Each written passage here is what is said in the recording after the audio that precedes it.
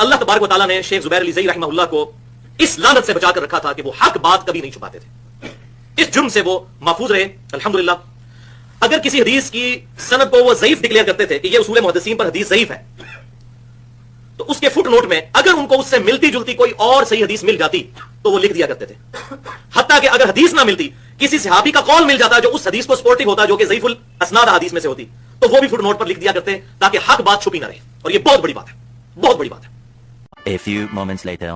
اس حدیث کو شیخ زبیر صاحب نے کھینچتان کے ضعیف ثابت کیا ہے، اور میں نے شیخ زبیر صاحب سے فون پہ بات کی، میں نے کہا شیخ صاحب یہ آپ نے یہ حدیث صحیح ثابت تو آپ سے نہیں ہوئی ہے، مجھے بھی تو علمی بحث پڑھ کے پتہ چل گیا کہ کمزور ہے۔ شیخ صاحب علی بھائی میرے تو 3 دن پسینے چھوٹے رہے ہیں اس کو ضعیف ثابت کرنے کے لیے۔